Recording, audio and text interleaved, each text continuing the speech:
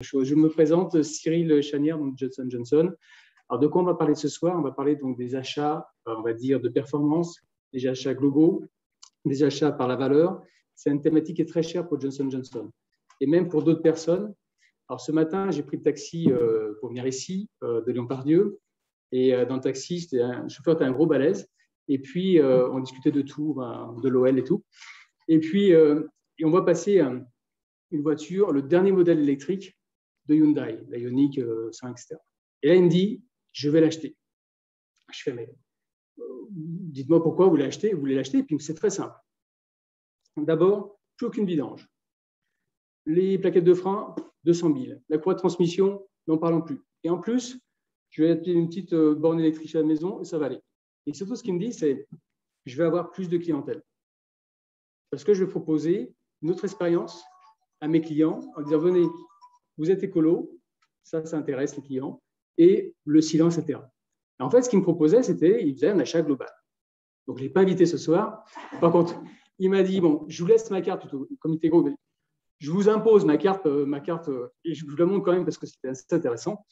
Une carte, elle est toute en relief, et son nom, c'est Taxi Adoré. Bon, bref, il a tout gagné. Et donc, il m'a dit, je viens vous chercher ce soir. Donc, voilà, donc, je lui ai dit, bien sûr, il n'y a pas de souci. Donc, voilà tout simplement pour vous dire que les achats globaux, ça se fait, on le fait dans le quotidien. Et ce qui est important chez nous, chez Johnson & Johnson, c'est que quand on cherche à aller plus loin que l'amélioration des soins, la qualité de vie du patient, en fait, on se pose toujours la question de la valeur autour de nos produits, des techniques médicales. Et en fait, ce qu'on cherche à faire, c'est d'aller au-delà des résultats cliniques. Donc, on a notre directrice médicale qui est là. Tout ça parce qu'on pense que les enjeux les plus importants sont autour de tout ce qui se passe en pré, en pair et en post-opératoire. Donc, on introduit cette notion d'expérience patient systématiquement de plus en plus. Vous entendez parler des PROMS et on parle de plus en plus de value-based care. Donc, tout ça, l'année dernière, dans ces process-là de symposium d'achat sur la valeur, l'année dernière, on avait invité les directions des achats du RESA, du NIACHA. Donc, François Capitain est présent aussi ce soir, aussi, qu'il avait donc pu témoigner l'année dernière avec Bruno Carrière sur NIACHA, partager leur expérience, leurs initiatives. Il y avait aussi donc, la lauréate du précédent trophée, Mme Nury du CHU Saint-Étienne. Et donc, ce qui nous a paru cette année important, c'était cette fois-ci de s'adresser à des établissements de santé, les pharmaciens, donc les acheteurs, qui ont mené des expériences, qui ont une expérience sur ces achats un peu différents, un peu ce qu'on appelle complexes. Et justement, achat complexe, c'est la définition de la DGOS. C'est pour ça qu'on s'est dit, mais si on invitait Mme Millet, qui a longtemps porté ce sujet au sein des directions générales d'offre de soins, et donc voilà, qu'on a invité à partager. Donc ce groupe de réflexion s'est mis en place avant l'été. Donc une partie ce soir est présente avec nous. Donc Philippin, directeur achat des HL, et donc Ronan Talek ne sont pas présents ce soir. Donc on va déjà, je vous laisse vous présenter ce groupe de travail qui a travaillé d'arrache-près cet été pour ce soir vous remettre un peu des premières recommandations. Donc, bonjour, Valérie Mermel, je suis pharmacien PH et je suis responsable du département d'achat biomédicaux au Logis Biologie, dans l'équipe de Philippe. Donc, Florence Millet, donc, m'a départ en tant qu'une ex-DGOS et maintenant je suis consultante indépendante. Et donc, on a une personne qui est à distance, qui est à Paris. Je vous laisse vous présenter, M. Perrin. Bonjour à tous. Effectivement, je suis vraiment très déçu de ne pas être avec vous ce soir. Franck Perrin, donc je suis pharmacien au CHU de Nancy et je suis en charge de la coordination des achats médicaux, donc qui regroupe les achats de laboratoire, du biomédical, du matériel médical non stérile et de la pharmacie. Très bien, voilà. Merci. Merci à tous pour votre implication. Donc là, le schéma, d'abord un premier sujet logistique, si j'arrive à manipuler les slides tout simplement. Donc vous avez vu tout à l'heure, on vous a invité à scanner une petite appli, c'est pour pouvoir échanger, on va essayer d'être interactif, pas avoir des échanges. Donc si vous n'avez pas encore scanné cette appli, elle est au dos des chaises. D'accord ? Comment va se dérouler en fait ces sessions de tout à l'heure ? Première partie, on va inviter donc les lauréats de ces deux trophées. Donc chaque année, il y a ces trophées donc au format GNJ. Donc revenir discuter un peu avec eux. Ils vont partager un peu leur expérience à nouveau. Et puis ensuite, on va aborder 5 thématiques avec ce groupe d'acheteurs pharmaciens. À la fois un sujet sur l'intérêt à aller sur ces nouvelles démarches achats, les préalables, finalement, quelles questions se posent pour lancer ces projets complexes. Évidemment, la relation avec les fournisseurs, quel est leur rôle. Et on terminera par 2 autres points qui sont la performance, comment on la mesure, les KPI et la consolidation juridique pour les établissements publics. Voilà un peu le déroulé de cette session-là. Donc, ce que je vous propose déjà pour tester l'appli, vous posez déjà cette question. Donc, normalement, vous avez votre appli, elle doit marcher et il doit y avoir une question qui doit apparaître, si vous avez scanné les choses. C'est quand on parle d'achat innovant, la thématique de la soirée, on parle plutôt d'un achat au meilleur prix, achat de produits innovants, ou d'achat en coût complet, achat complexe, achat de performance ou achat basé sur la valeur. Donc, je vous invite à cliquer 1 ou 2 sur l'appli, et puis on va voir si ça marche ou pas. Alors, cette appli, c'était des jeunes qui faisaient des études de médecine qui m'ont dit elle est super, ça marche super bien. C'est Anne-Lise Ferrand qui m'a conseillé.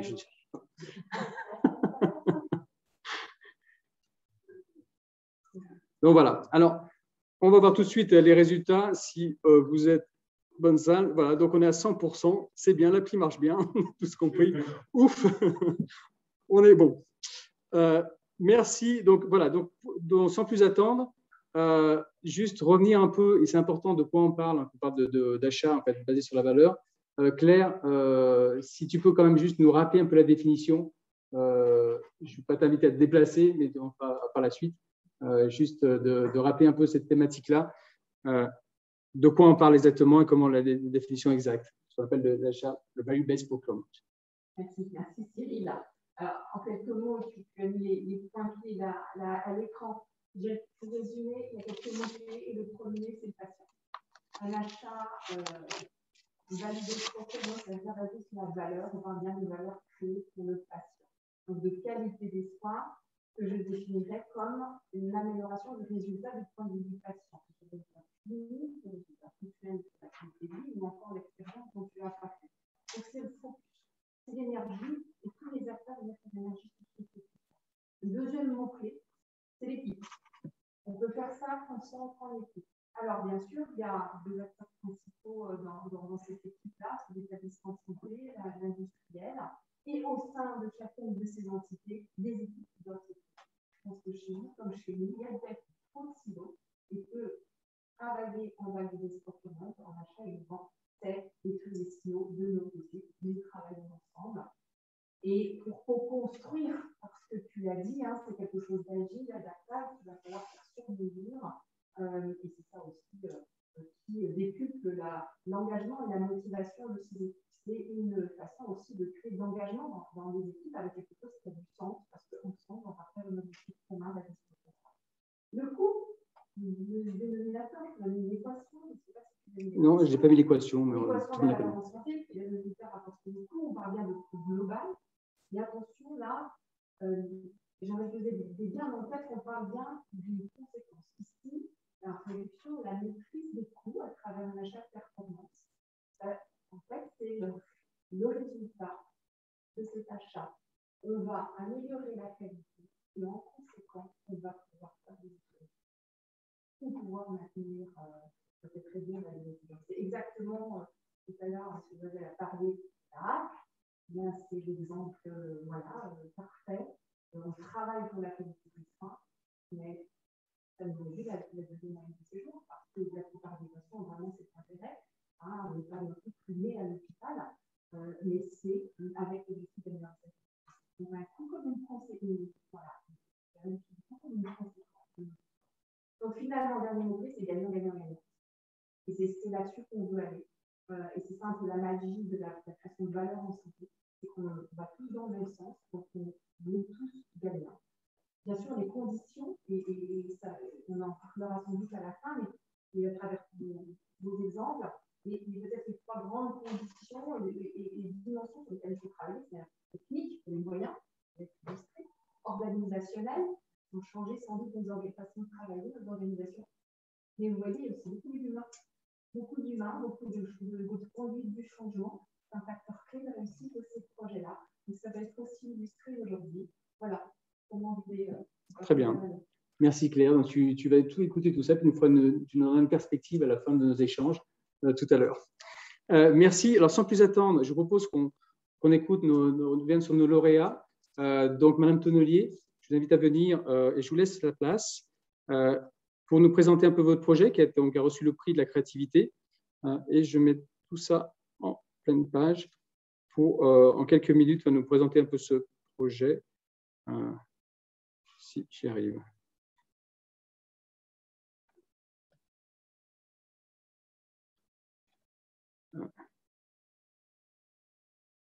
C'est une bêtise.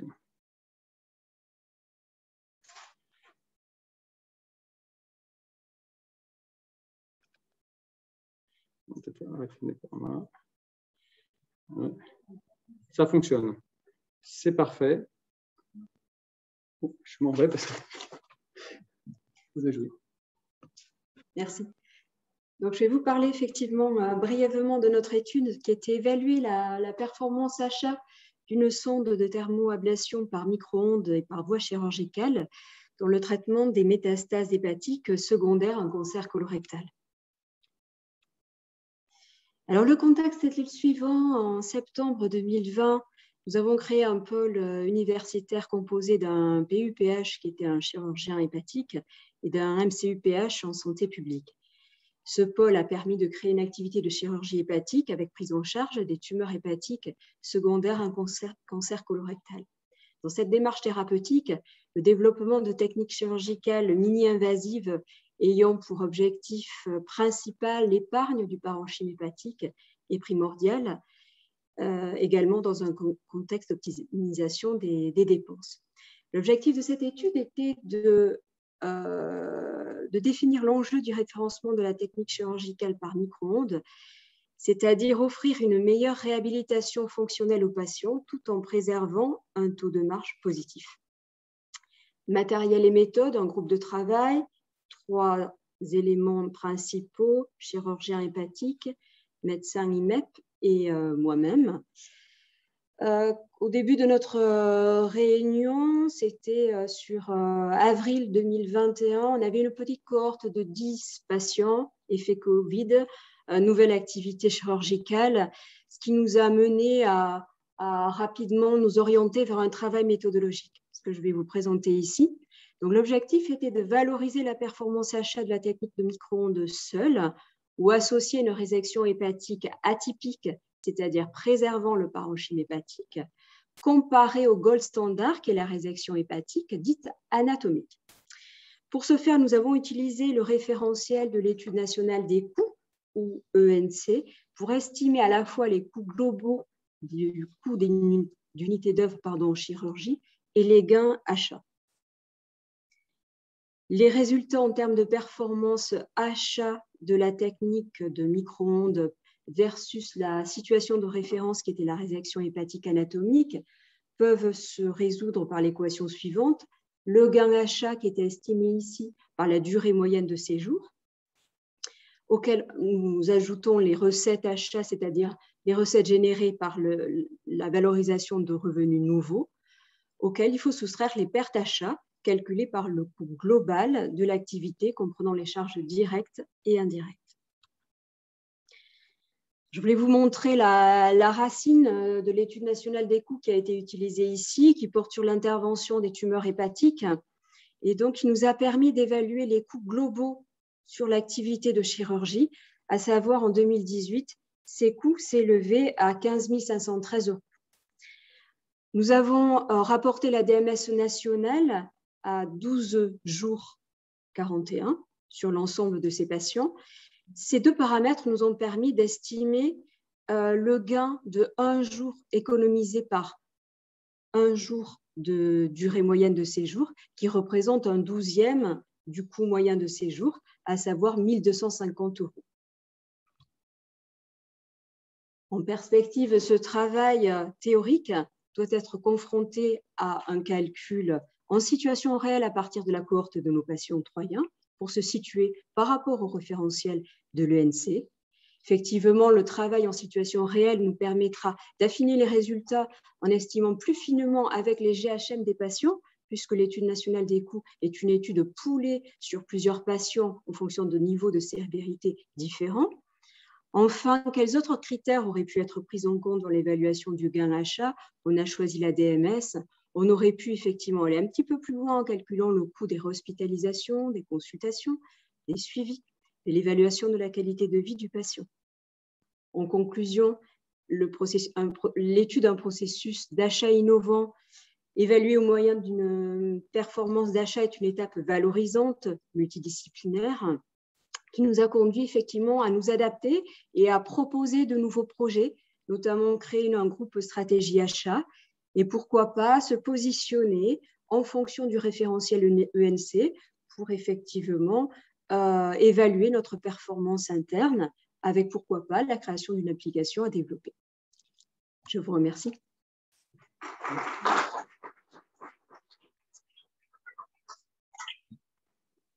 Y a-t-il des questions, des remarques sur la salle, du coup?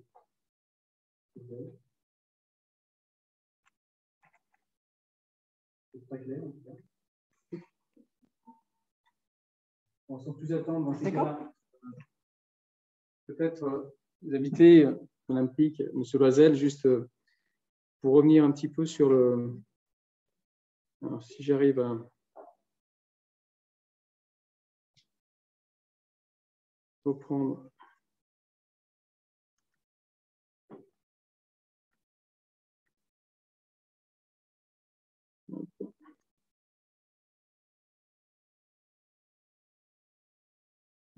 Présentation. Ouais, voilà. Juste revenir un petit peu sur le projet qui va arriver à RAC. Hein. Non, j'ai mis la slide qu'on avait vue ensemble. Voilà.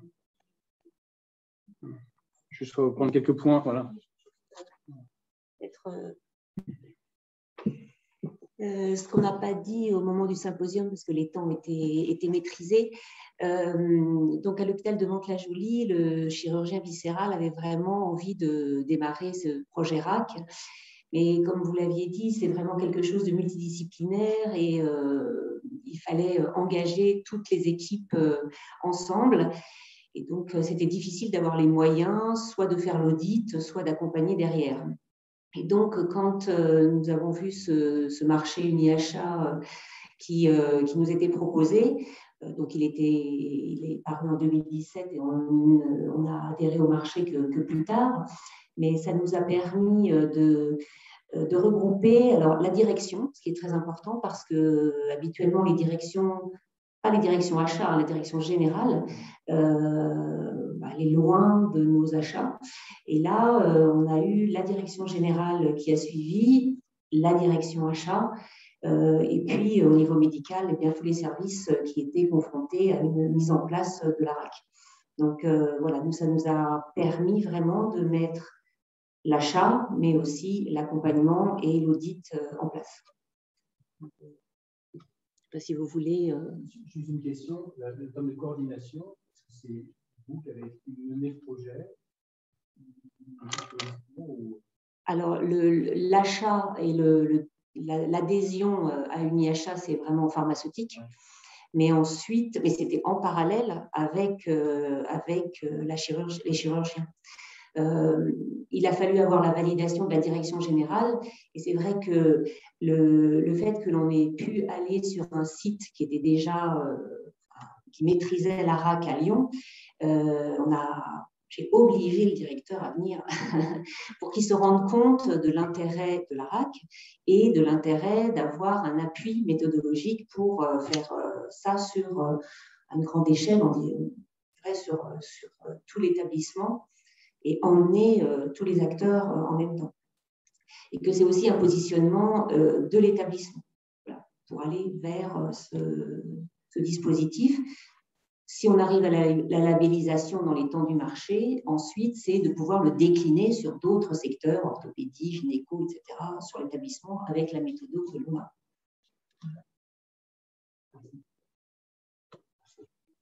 D'autres questions là?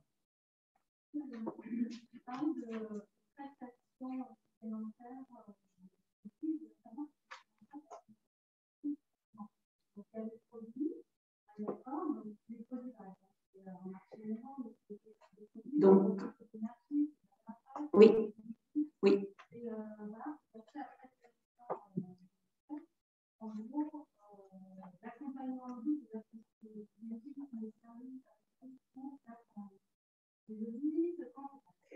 Donc effectivement, les produits, ce sont des kits. Donc, il y a eu tout ce travail aussi d'optimisation du geste chirurgical pour obtenir les kits les plus condensés possibles. Donc, c'est de l'agrafage mécanique et de l'énergie. Donc, on a réussi, donc on fait du colorectal, bariatrique et sleeve. Donc, on a un seul kit pour le bariatrique et sleeve et un autre kit pour le colorectal. Donc, ça, c'est le produit. Et de l'autre côté, donc, on a l'audit qui a eu lieu. Donc, Johnson & Johnson s'appuie sur une société consultante qui composée de médecins, de praticiens, anesthésistes et chirurgiens, et d'une directrice, une ancienne directrice des HCL. Donc, ils ont la vision tout à fait technique de la chirurgie et eux, ils viennent faire un audit vraiment sur tout le périmètre de l'ARAC, c'est-à-dire de la préhospitalisation, du J0, du service de chirurgie viscérale, du bloc opératoire, des kinés, voilà, de tout le circuit. Donc ça, on l'a fait très rapidement. Et puis, donc maintenant, on a plein de plans d'action. Et là, on est en train de décliner les plans d'action parce qu'effectivement, avec le Covid, la chirurgie a été un petit peu mise de côté. Donc, c'est vrai qu'on voulait plutôt soumissionner l'année prochaine avec plus de résultats. On a soumissionné cette année, on est ravis. Mais au niveau chirurgical, voilà, on a quand même eu une activité parce que le colorectal était important et était maintenu. On a eu moins de bariatrique. Voilà, donc on a vraiment un appui avec des professionnels qui nous accompagnent et qui viennent régulièrement faire un état des lieux et rebooster et nous dire sur ce secteur-là, il faut avancer. Comment on peut avancer? Voilà, c'est aussi tout ce changement et cet engagement, cette énergie que ça nous donne à poursuivre dans des temps contraints sans laisser couler le temps. Parfait. Merci beaucoup. Bravo, merci. Intéressant.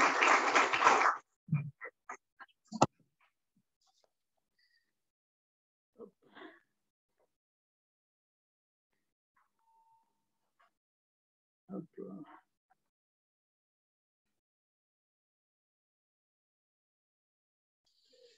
Je fais ça.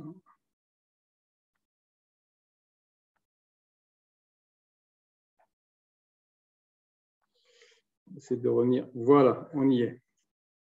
Très bien. Alors, je vous propose qu'on continue donc cette deuxième partie maintenant, en commençant donc avec la première question, c'est quel est forcément notre intérêt, l'intérêt des établissements à aller vers cette dynamique achat. Et donc, on va vous proposer une première question, et puis ensuite, donc, Franck Perrin prendra la parole pour expliquer un peu donc je passe toutes ces phrases que j'avais mis ici aussi. Voilà. Donc, première question, vous devez avoir sur le WOOC Lab. Considérez-vous que la manière dont vous réalisez vos achats aujourd'hui produit les mêmes performances économiques qu'avant? Oui ou non? Évidemment, Franck Perrin a une idée derrière tout ça. Oui, monsieur Perrin? Tout à fait, tout à fait. On espère qu'il y aura des bonnes réponses. Il n'y a pas de mauvaises. Donc voilà, on vous laisse.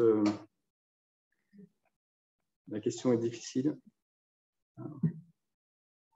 Encore quelques secondes.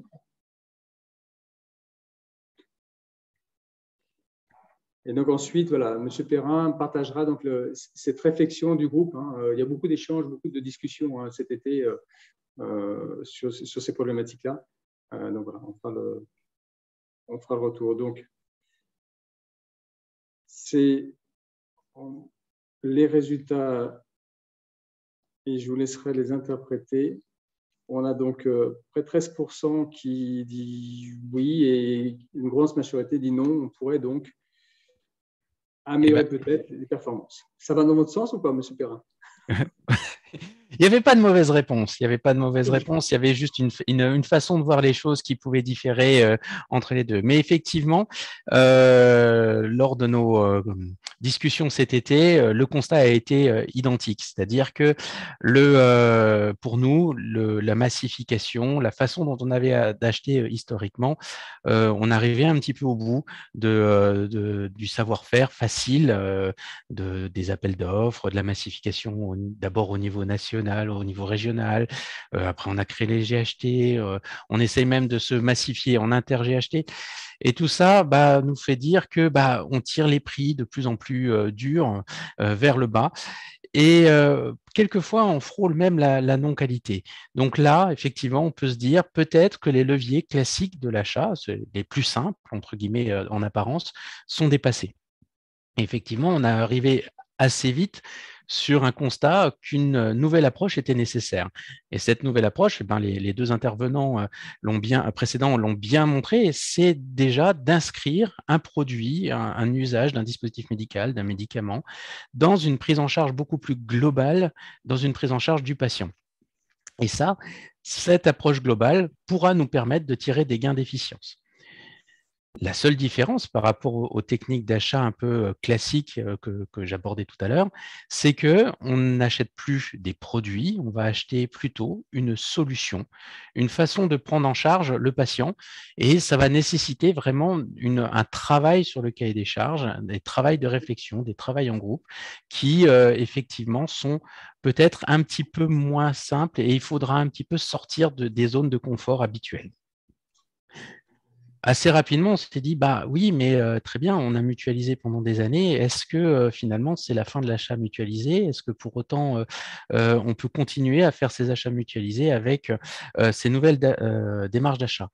La réponse a été aussi unanime, c'est effectivement, les achats mutualisés ne sont pas un frein à ces nouvelles techniques d'achat innovants. La preuve, effectivement, l'auditrice précédente parlait effectivement d'un marché uni achat sur de la RAC. Mais ce qui a été aussi, ce qui a fait un consensus, c'est que pourtant, ce n'est pas forcément une façon d'acheter optimale. Il y a une nécessité de s'approprier un petit peu un contexte hospitalier. Et effectivement, il faut que si ces achats mutualisés se poursuivent, il va falloir créer un climat, une façon de travailler assez intéressante pour que les établissements puissent se projeter avec leur expérience propre dans ces marchés. Et donc, on le disait, aujourd'hui, la vraie problématique des achats, de ce type d'achat, ce n'est pas l'achat mutualisé, c'est plutôt les achats en silo au sein d'un établissement. On sait très bien qu'on a une direction achat des fois d'un côté, on a un pôle pharmacie de l'autre, on a un pôle chirurgie, alors là, viscérale, gynéco ou encore neurologique de l'autre. Et tout le monde, ou même avec le biomède, on a un petit peu du mal à se parler tous ensemble. Et c'est vraiment ça la vraie limite. Pourquoi? Parce qu'un travail multidisciplinaire est vraiment obligatoire dans ce cadre avec des soignants, des acheteurs, alors contrôleurs de gestion, acheteurs, les finances ou même la pharmacie. Là, je parle bien de fonction, je ne parle pas de poste. Voilà, on peut avoir des acheteurs à la pharmacie, de la pharmacie au niveau des achats. Enfin, voilà, c'est vraiment les fonctions et vraiment un travail multidisciplinaire à avoir là-dessus. Très bien. Merci, M. Perrin. Il y avait une question qui était ressortie en fait, du groupe. Je viens de la poser. C'est que pourrait-il se passer si les achats n'empruntaient pas ce chemin-là? M. Perrin, quelle était votre réflexion là-dessus? Imaginons qu'on a... Il y a des hypothèses pessimistes et optimistes.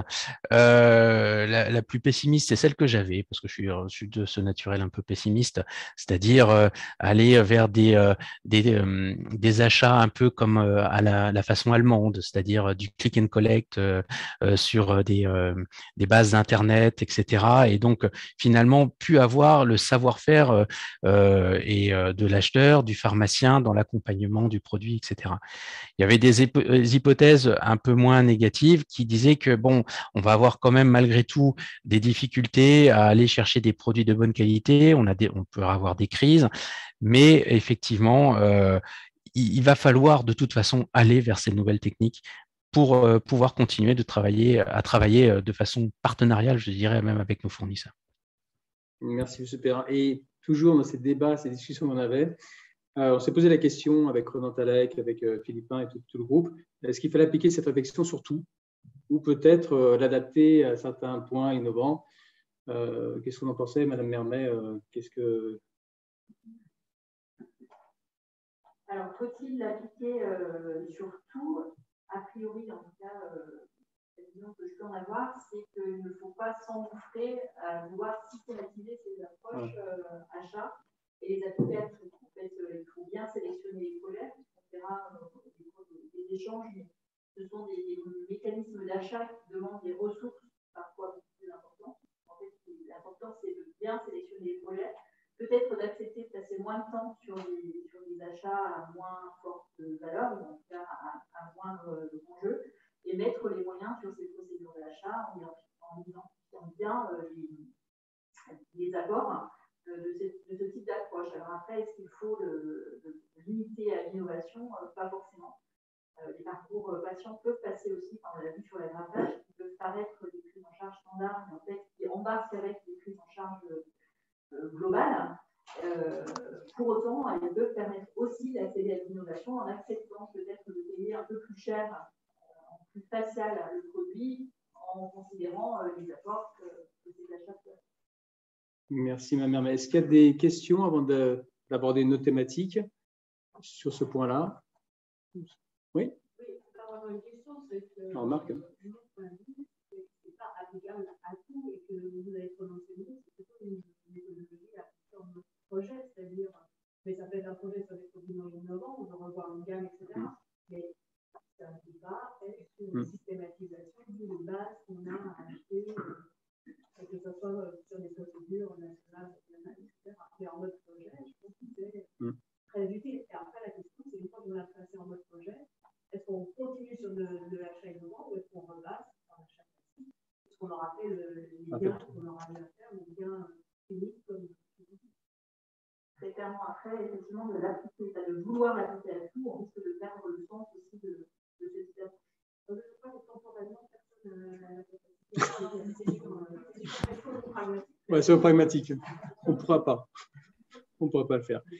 Très bien. Donc, je propose de passer à la deuxième thématique. On va aborder donc plutôt les préalables pour lancer ces projets. On parle de projets complexes dans un établissement. Et donc, la première question, puis ensuite, j'inviterai Mme Mermet à venir de vous expliquer tout ça. Donc, pareil, on revient sur le petit vocab. Même Lafont, il faut participer. Donc, les questions, c'est quels sont les freins internes d'établissement selon vous? Donc, c'est à classer de 1 à 5. Le frein le plus important pour vous dans un établissement, il y a 4 propositions. L'organisation en silo, donc les budgets approches séparées, est-ce que c'est un frein mineur ou majeur? 5, c'est le majeur. Manque d'expertise pour mesurer les résultats, pareil. Est-ce que c'est un frein qui est important pour vous de 1 à 5?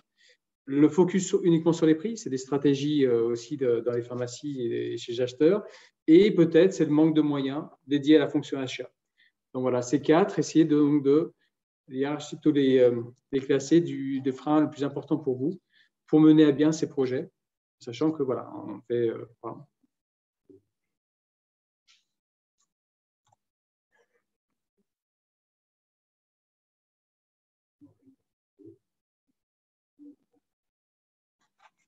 Et on ne copie pas sur son voisin. Voilà.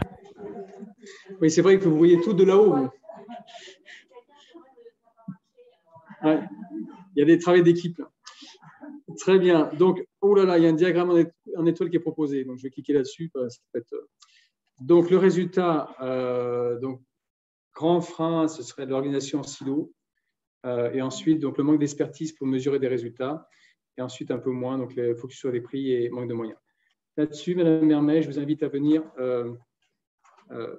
donc, échanger sur les 2 slides, donc la petite flèche pour avancer de ce côté.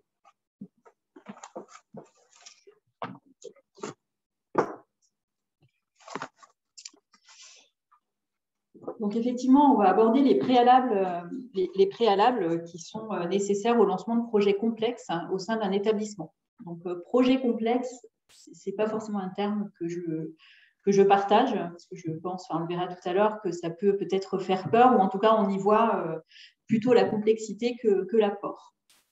Donc, le prérequis, c'est déjà d'avoir une nécessaire convergence d'objectifs entre les parties prenantes. Donc, comme les intervenants du prix ont pu le proposer, en fait, il faut vraiment qu'on s'engage à avancer dans la même direction avec les mêmes objectifs, puisqu'autrement, enfin, c'est vraiment le prérequis majeur, et donc de créer un collectif et en tout cas de créer un groupe de travail qui doit s'organiser en mode projet. Donc, le mode projet dès les phases très amont ce type de procédure. Ça peut être très amont avec la création peut-être d'un groupe projet ou d'un groupe de sélection des projets qui soit peut-être pérenne. En tout cas, ce n'est pas quand la décision est prise et quand la procédure d'achat est engagée qu'il faut se poser la question de quel est le collectif autour de ce projet commun. Donc, ça nécessite une culture collective et une culture institutionnelle du mode projet, parce qu'en fait, ça ne s'invente pas. Le fonctionnement en mode projet s'acquiert. Et donc, il faut que chacune des parties prenantes soit convaincue de ce travail collectif et en tout cas de l'apport de chacun dans le cadre de ces démarches. Il faut effectivement avoir une stratégie commune et partagée en identifiant les attendus. Donc, les attendus, ça peut être les objectifs de l'achat, les attendus en termes de bénéfices cliniques, mais ça doit être aussi et surtout un point à ne pas oublier, c'est l'engagement de chacun, puisqu'en fait, on est sur des projets qui peuvent être potentiellement chronophages, qui peuvent être extrêmement cadencés dans la charge de travail et en tout cas dans les attentes que chacun peut y mettre. Donc, il faut vraiment que chacune des parties prenantes soit consciente des ressources à mettre à disposition et en tout cas du temps qui sera nécessaire à l'aboutissement de ce type de projet. Donc, comme aussi ça a pu être dit avant, il faut impérativement qu'il y ait un soutien de la direction générale. Donc, ça peut être même une impulsion de la direction générale sur des projets prioritaires qui soient en phase avec les projets d'établissement notamment. Donc, ce ne sont pas de simples projets d'achat et surtout pas de simples projets d'achat. Il faut vraiment que ce soit des projets partagés au niveau de l'institution avec au cœur, quand ça fait sens, il faut vraiment qu'au cœur, ce soit le bénéfice patient et en tout cas la prise en charge et le projet médical qui soit la base de la réflexion. Donc, on l'a dit, ce sont des ressources consommatrices de ressources et il faut idéalement effectivement que ça repose sur une fonction achat mature, puisque la démarche, en tout cas, si on va au bout de la réflexion et au bout de la démarche, ce sont des process qui peuvent engager, comme on le verra tout à l'heure, des procédures d'achat un peu particulières, des procédures d'achat un peu complexes et c'est plus confortable de se reposer sur une fonction achat mature. Donc, autre notion, ce type d'achat nécessite la rédaction d'un cahier des charges fonctionnel. Donc, en fait, je ne décris pas une solution comme on peut avoir l'habitude de le faire, notamment sur des achats pharmaceutiques où je décris vraiment le produit. Là, c'est l'usage, ou en tout cas l'objectif de cet achat que je dois décrire. Donc, c'est fonctionnellement quel est mon besoin, sans forcément aller sur le produit. Donc, comme on l'a dit tout à l'heure, on achète des solutions. Donc, ça peut être j'ai besoin d'une solution pour prendre en charge un patient, comme on a pu le faire à Lyon, pour réchauffer mes patients en sortie de bloc. Jamais on ne décrit que j'ai besoin de couverture, que j'ai besoin de chasuble, que j'ai besoin de matelas chauffants. Donc, il faut une fois de plus sortir des organisations en silo, puisqu'il faut effectivement avoir une vision très transversale. Et pour ça, j'en reviens au mode projet, il faut vraiment avoir identifié un chef de projet qui soit reconnu par chacune de ces parties prenantes, qui ait une vision transversale et qui soit vraiment impliqué dans le cadre de ce projet sans forcément avoir sa vision. Alors, par exemple, à Lyon, ce n'est que très rarement l'acheteur qui est chef de projet sur ce type de démarche-là, parce qu'en fait, il faut vraiment une vision transversale et sont plutôt des médico-techniques ou des médicaux qui portent ce rôle. Donc ça, on l'a dit, d'engager des projets transversaux en vue d'une meilleure prise en charge et surtout avoir en tête que le mode projet ne doit pas s'arrêter à la notification, puisqu'en fait, quand on notifie ce type de contrat sur performance, c'est finalement que le début de l'histoire. Donc, il faut vraiment qu'on ait un gros projet qui fonctionne et qui vive pour la mise en œuvre et le suivi de ce type de contrat. Et surtout, ce gros projet doit intégrer les parties, en tout cas les ressources fournisseurs, puisqu'on fait une équipe commune autour de ce projet-là avec l'institution et le fournisseur. Et puis, alors on ne voit pas le bas, mais globalement, comme je disais tout à l'heure, le mot de projet complexe peut faire peur. Après, il faut arriver à démystifier ce type d'approche et pas forcément avoir tout de suite envie d'aller sur la philosophie globale, en prenant vraiment tous les outils et d'aller vraiment sur les bons critères, sur les bons objectifs, sur les bons indicateurs, et peut-être déjà engager des projets dans cette philosophie-là pour peut-être se faire un peu la main et puis se rassurer sur les enjeux et sur les possibilités qui nous sont offertes.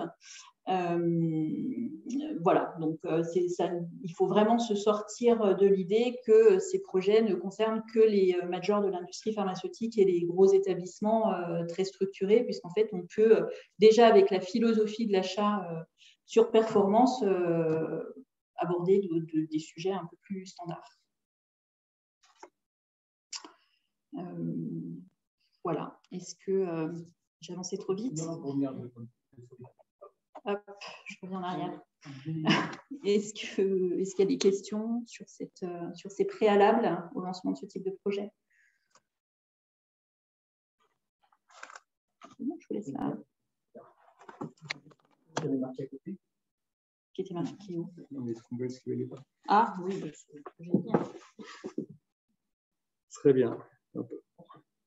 Non, ça ne concernait pas que les gros établissements. Voilà, juste que vous ayez le mot qui était derrière. Ou les majors de l'industrie pharmaceutique. Merci. Donc, je vous propose donc de continuer. La troisième thématique qu'on souhaite aborder, c'est la relation avec les industriels, les attentes.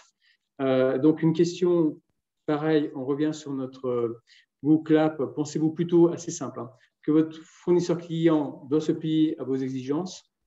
Alors, il y avait un schéma, M. Perrin a imaginé un bon schéma, et on n'a pas pu le mettre, ou qu'il faut créer une relation gagnant-gagnant équilibrée. Bon, je pense que j'espère qu'il y a quelques fournisseurs dans la salle, je dis. Voilà. C'est ça. On va voir, je ne sais pas. Ouais, est-ce que c'était une pensée ou plutôt une envie? Mais ça aurait pu être effectivement des réponses différentes entre les deux. Vous disiez qu'il y a une remarque?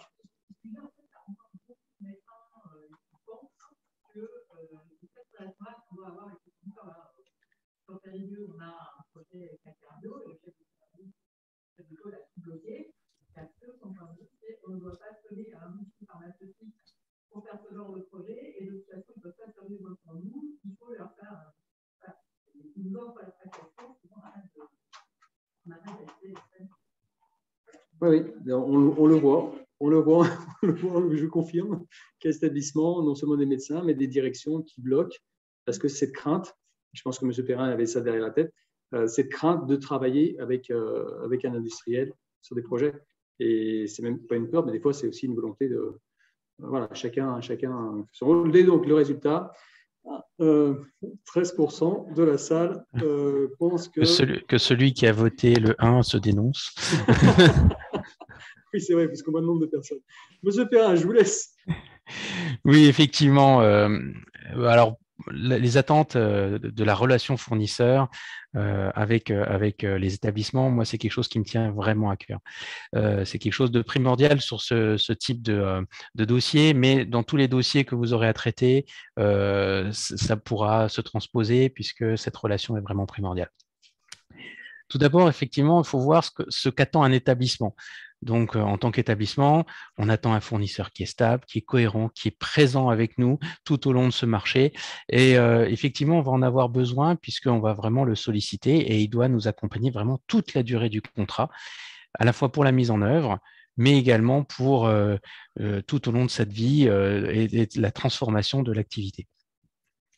Il faut savoir que pour prescrire ces relations, enfin, c'est les attentes qu'on va avoir de ce marché, comme Valérie l'a dit tout à l'heure, on va passer d'un cahier des charges technique, très rédigé, très produit, vers un cahier des charges fonctionnel qui, lui, va être effectivement… Alors, co-construit, c'est peut-être un peu fort, c'est pour ça qu'on l'a mis entre guillemets, parce que un cahier des charges ne se co-construit pas avec un fournisseur, mais il va pouvoir être travaillé avec les fournisseurs dans les phases de sourcing, c'est-à-dire ce que les fournisseurs sont en capacité de faire, ce qu'ils ne sont pas en capacité de faire, et surtout pouvoir rentrer en relation avec les attentes des établissements.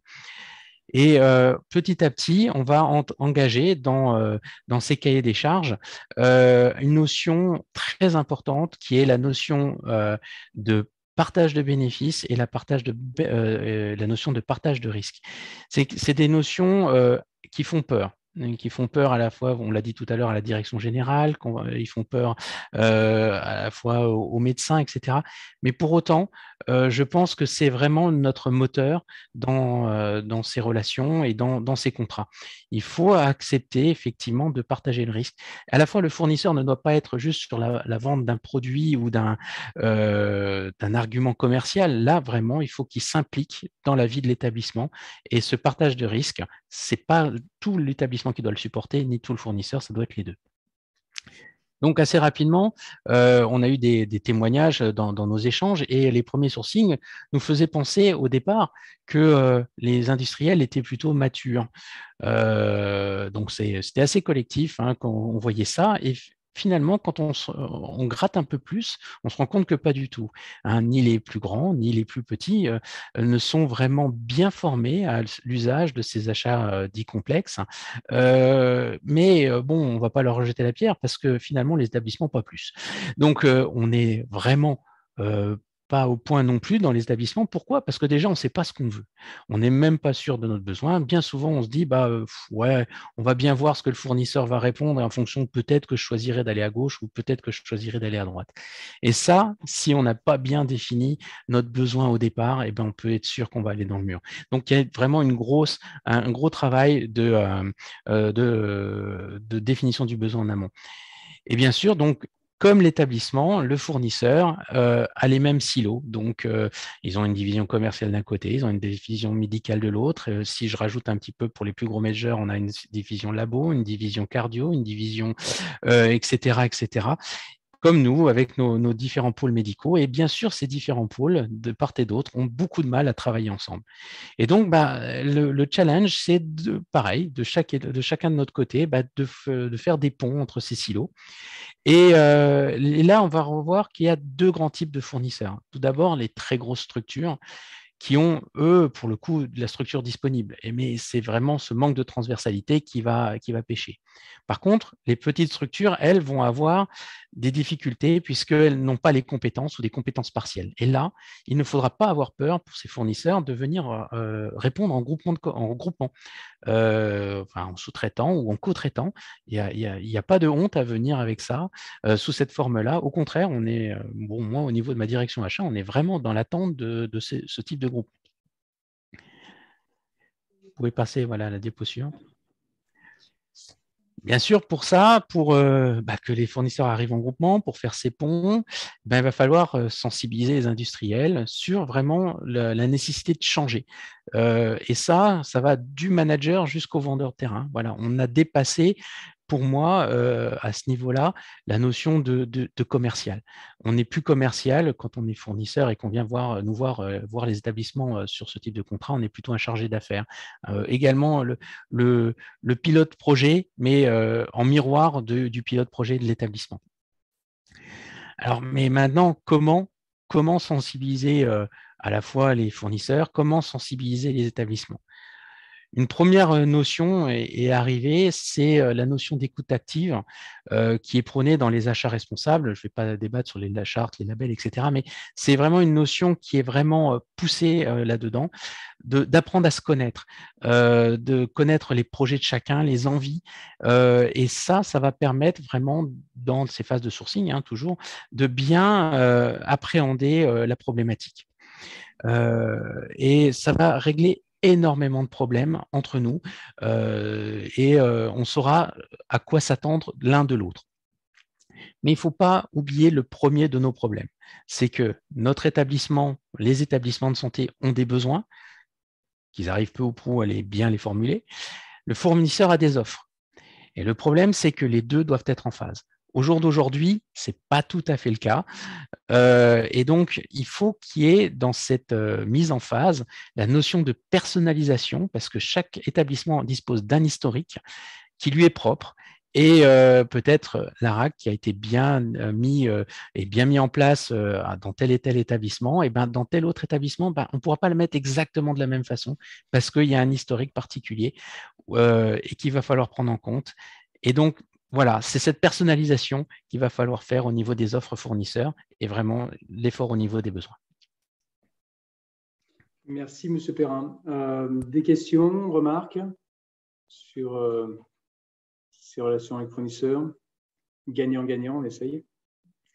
On avait un point, et peut-être du groupe, peut-être remettre là-dessus, on s'est posé la question, c'est comment il fallait formaliser, organiser ces réflexions entre industriels et établissements. Est-ce qu'il ne faut pas donner un cadre à tout ça, au-delà de sourcing, Mme Mermet, peut-être sur ce point-là, est-ce qu'il y avait comment le groupe a pu réfléchir dessus? Alors, donner un cadre, pas forcément. En tout cas, engager les réflexions avec les industriels dès les phases préparatoires et dès la sélection du projet, oui.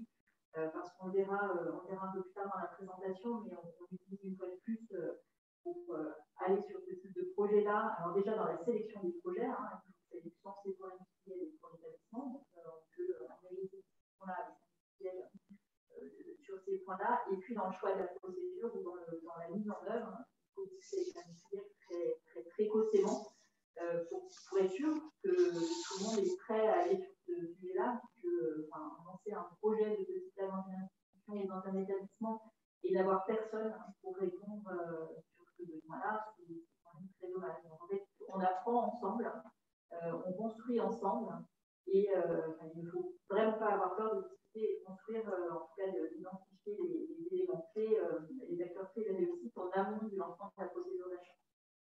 Merci. Alors justement, on va parler de la mesure de l'achat. Donc, c'est notre nouvelle thématique. Qu'on s'est posé cette question. Et pareil, on va vous poser une question sur WooClap.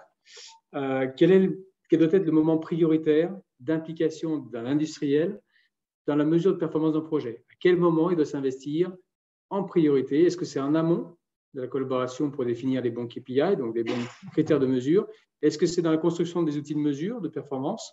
Ou est-ce que c'est finalement dans la gestion de mesures où l'industriel doit s'impliquer, ou finalement dans l'évaluation des résultats?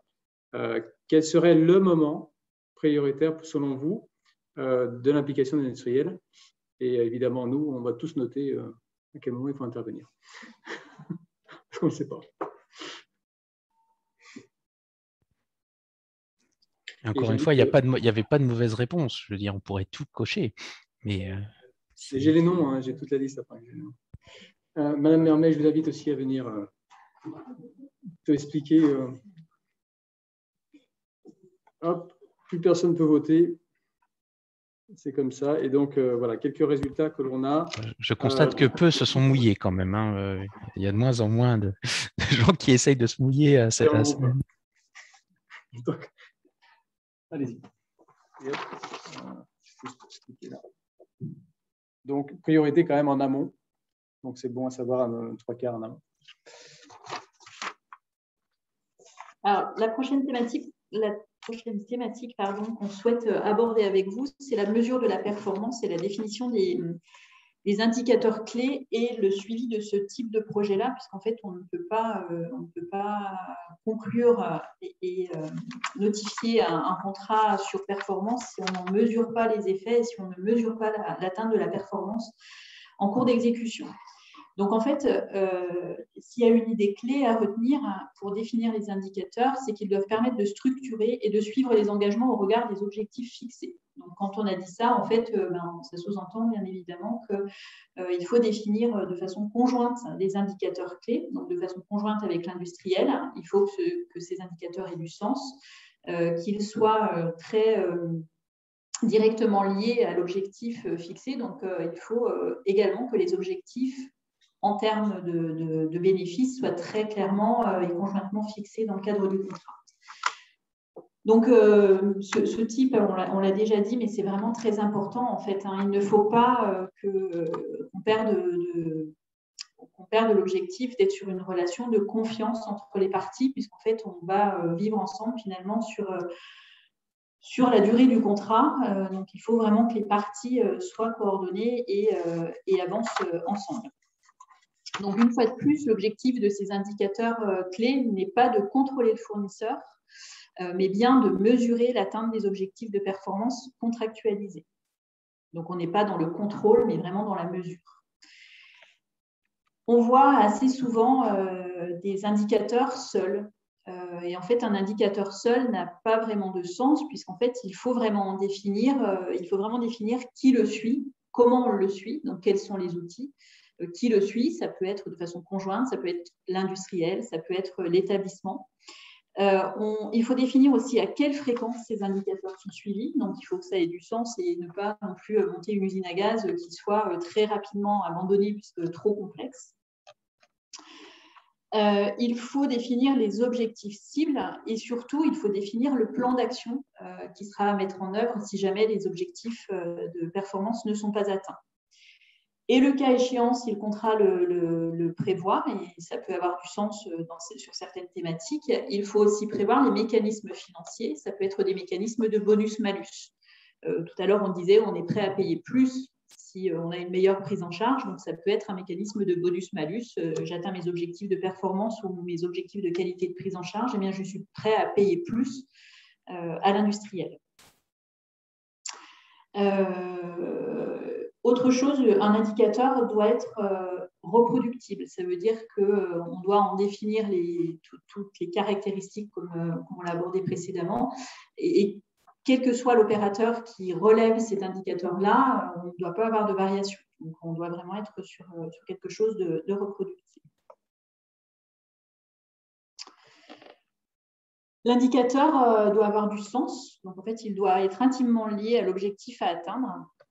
Et surtout, il peut être important puisque, comme je l'ai dit juste avant, là, il peut emporter une part importante de la rémunération.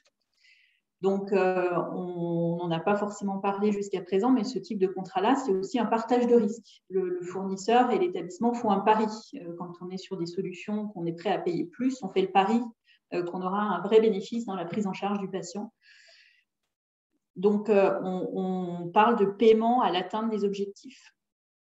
Un indicateur ne doit pas être trop généraliste ni trop plurifactoriel. Donc, il faut qu'on sache mesurer en fait l'effet, le bénéfice de ce type de contrat ou de ce type d'engagement. Et surtout, il ne doit pas être trop facile à atteindre. C'est un peu facile si on met des indicateurs qu'on est sûr d'atteindre parce que d'un point de vue communication, d'un point de vue image, c'est très bien. Et du coup, voilà, ça n'a pas de sens. Et d'un autre côté, ça ne doit pas être un piège non plus. Donc, on ne fixe pas d'objectifs qui ne soient pas possibles, qui restent impossibles à atteindre. Le choix est structurant. Donc, en fait, le choix, il est structurant en cours d'exécution puisqu'en fait, il est au cœur de la relation établissement-fournisseur. Donc, c'est vraiment ce qui va nous permettre de manager le projet, de manager le contrat et de manager la relation, de piloter le contrat. Donc, il est à définir très précocement, comme on l'a dit tout à l'heure. On peut même commencer à en discuter avant même le lancement de la procédure d'achat. Et donc, ils doivent être négociés et actés conjointement. Un indicateur qui est imposé par l'établissement à l'industriel ou inversement, un indicateur qui est imposé par l'industriel n'a pas de sens. Un indicateur de mesure de la performance doit impérativement être partagé.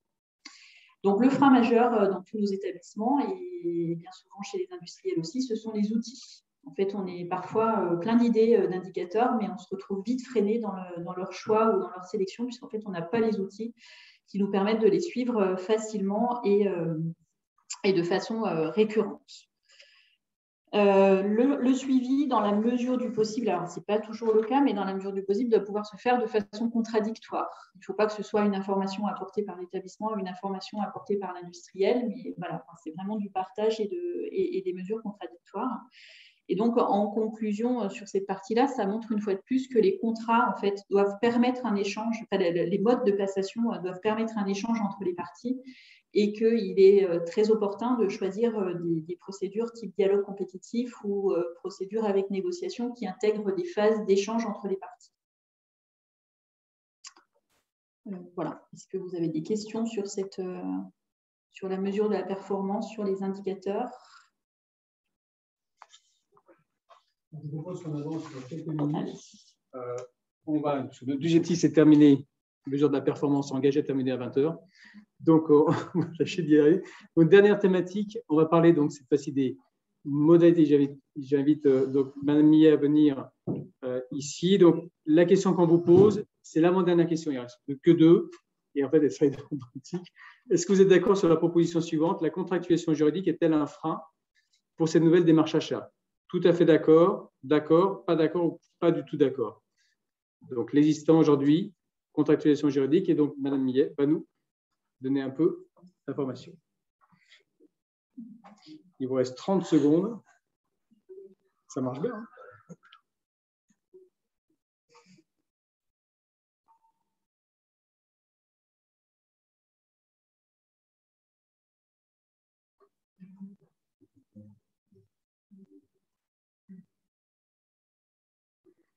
Selon vous, Mme Millet? Pronostic? 2. Allez. Parce que si c'est tout à fait d'accord. Merci, au revoir. Alors, les résultats. Pas d'accord à 63%. Donc, contractualisation n'est pas un frein pour ces démarches achats. C'est merveilleux. Qu'est-ce qu'on fait? On termine ou... Oui. Je vous laisse. Alors, voilà, ça dépend des jurés. Allez, je vous laisse. Donc, sur les... Alors, pourquoi d'abord, je tiens à remercier à Johnson & Johnson de m'inviter parce que c'est vrai que c'est un sujet que j'ai porté pendant 3 ans à la DGOS et malheureusement, avec la pandémie, j'ai dû arrêter pendant un certain temps. Donc, je tiens à les remercier. Pourquoi la contractualisation juridique? On a voulu parler de ce sujet-là parce que c'est très bien le sondage et ça, mais en réalité, il y a eu beaucoup de difficultés à convaincre les juristes d'aller sur la contractualisation juridique. Alors, pourquoi? Le premier sujet où la DGOS en préconisait, c'était surtout le marché global de performance. Et pour beaucoup, le marché global de performance ne touchait que ce qui était énergie, ce qui est complètement faux. Alors, j'ai mis les articles pour que les personnes puissent aller voir, mais je ne vais pas du tout faire un cours juridique, ce n'est pas du tout le sujet. Mais pour dire que sur ce type de démarche achat, il existe une modalité contractuelle qui est le marché global de performance qui vous permet ce que Valérie a appelé bonus-malus dans le code de la commande publique, on appelle ça de la rémunération sur les prestations lorsqu'on a atteint les engagements de performance. Et puis aussi, ce qui est important, c'est l'attribution des marchés via des critères de coût global ou des critères qui correspondent aux objectifs de performance qu'on s'est fixés en amont dans le cahier des charges. Les clauses clés du marché où on n'a pas l'habitude d'aller, c'est l'obligation de résultat, c'est les bonus-malus et bonus-malus, même des surbonus quand on surperforme.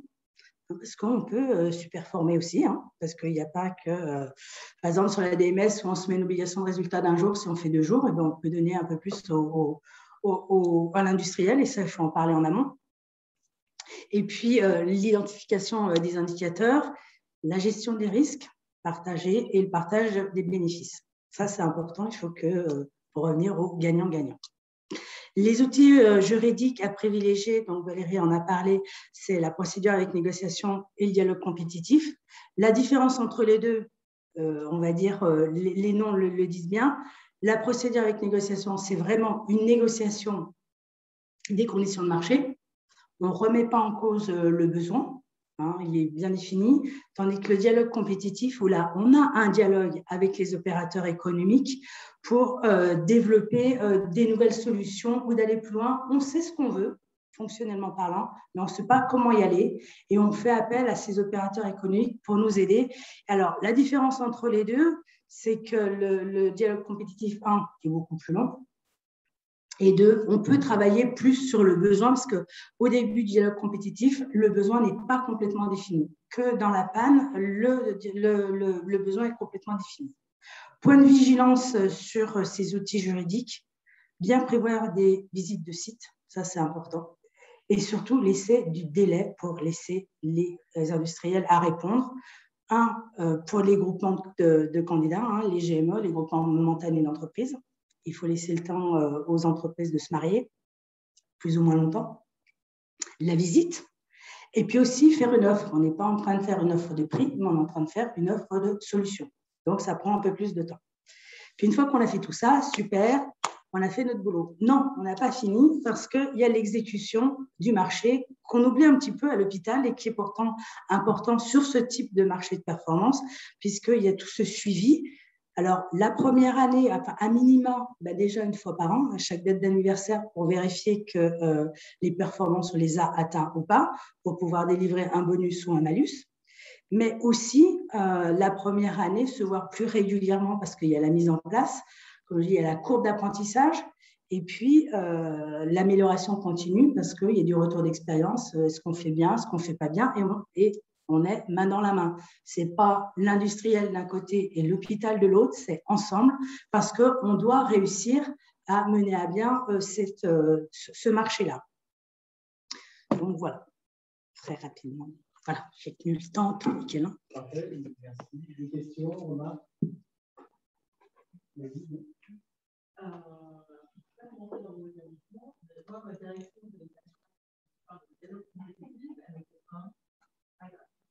Vous êtes absolument sorti de l'appel d'offres classique, c'est ils ne sont pas prêts du tout, ils sont cruellement sous-dotés, en juriste, et ensuite, pas du tout, non pour ce type de procédure.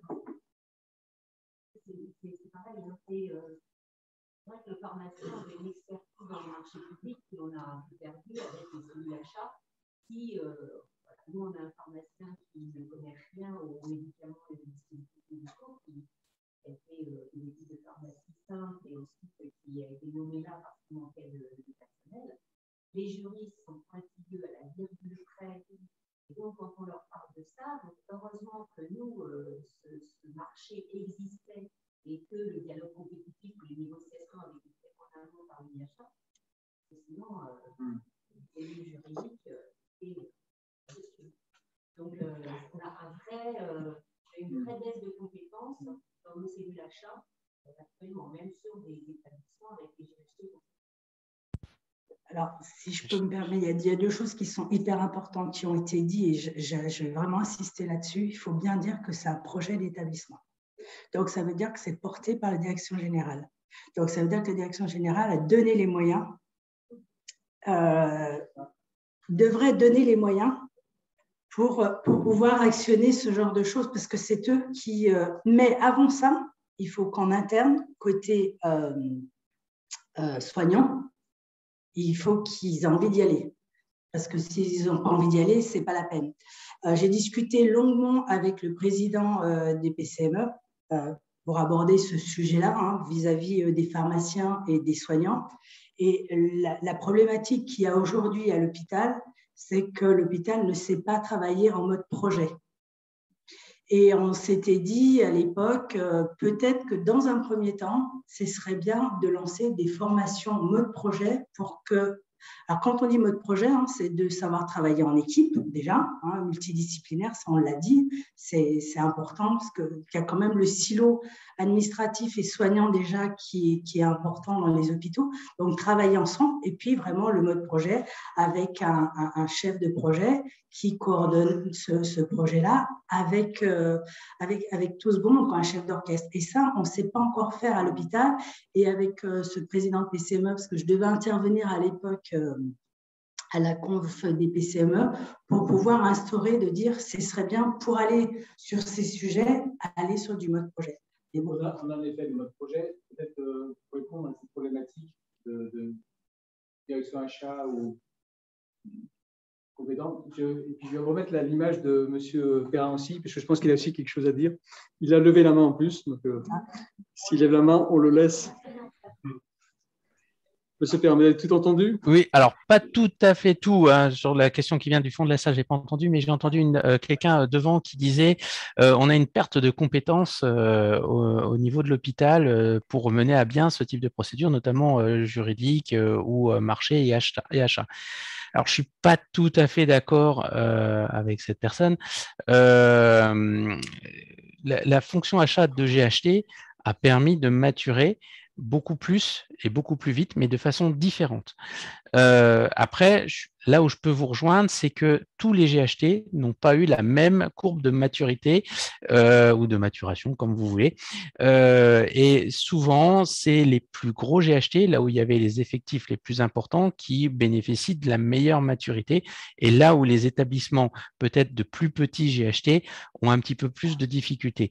Mais c'est là où il faut aller vers des groupements de territoires ou vers les centrales nationales pour avoir effectivement ce type d'offre. Mais je ne suis pas d'accord, en tout cas, sur le fait qu'il y ait une baisse de maturité. Et je rejoins Madame Millet sur le fait que quand ça doit être en mode projet et c'est un projet d'établissement, et si le reste de l'établissement ne vient pas, pour l'avoir vécu plusieurs fois dans mon établissement, ce n'est pas l'acheteur qui a les bonnes idées ou même les compétences à le faire, qui tout seul va arriver à faire bouger les lignes. Si l'ensemble ne vient pas, il n'y a rien qui se passera. Merci, M. Perrin.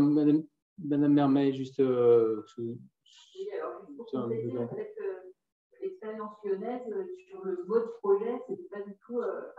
les équipes ont été formées à l'organisation en mode projet, mais avant tout, les équipes soignantes pour manager les équipes, pour organiser l'activité. Donc, ce n'était pas du tout une culture qui était ciblée achat et gestion de projet d'achat. Donc, on a la chance d'avoir cette culture-là et la formation des managers au niveau des HCL. Après, en termes de moyens dédiés, on n'a pas forcément sur chaque projet de ce type des moyens dédiés et identifiés. En fait, on fait ça dans l'activité.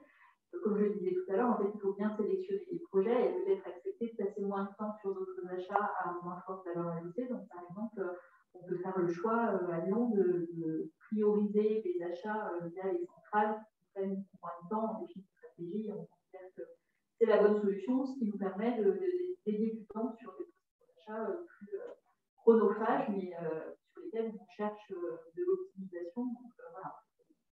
On fait quelques dialogues compétitifs et pas mal de procédures avec négociation, puisqu'on y trouve du sens et en fait, on trouve que les offres sont plus optimales et plus personnalisées. Merci. Il est 20h00. Claire, juste, il te reste un peu de temps, juste pour le mot de la conclusion, et puis ensuite on va libérer tout le monde pour aller à dîner. Tout a été dit sur les facteurs aussi, sur les bénéfices possibles pour tout le monde. Et puis, juste une petite ouverture pour ne pas prolonger plus, mais sur le fait que le mot n'a pas été dit, mais le mot partenariat, je pense qu'on va changer de relation. Nous, en tout cas, c'est ce qu'on recherche. Et je pense que des partenaires à moyen terme, chacun peut apporter quelque chose. Vous avez des pratiques, des organisations, on a des structures, des services. Donc, pour répondre aux problématiques pour les patients, donc je pense que c'est une opportunité à saisir. Et peut-être une petite dimension dont on n'a pas parlé, mais au numérateur, au-delà du patient, on parle beaucoup de la personne. Et ce qui compte aussi pour la personne et de la santé globale, c'est l'environnement. Et toutes les problématiques environnementales, on peut tout à fait dans ce sens de ce qu'on peut améliorer au numérateur. Donc ça, c'était important. Juste sur l'approche, on a entendu, c'est du test and learn, on apprend, on s'améliore, on va sans doute modéliser, mais gardons-le fixe, simple and stupid, mais gardons-la simple, parce qu'en effet, il y a une problématique. Commençons petit et gardons les choses simples qui font sens. Voilà. Un grand merci à tous, félicitations. L'année prochaine, le trophée d'entraîneur au pharma sera sur le site internet et sur le site internet. Gardez-le à l'œil et discutez le projet. On est impatient de l'écouter. Merci en tout cas, merci aux intervenants. Merci M. Perrin. Merci à vous. Merci à tous. Merci pour votre disponibilité. Ce soir,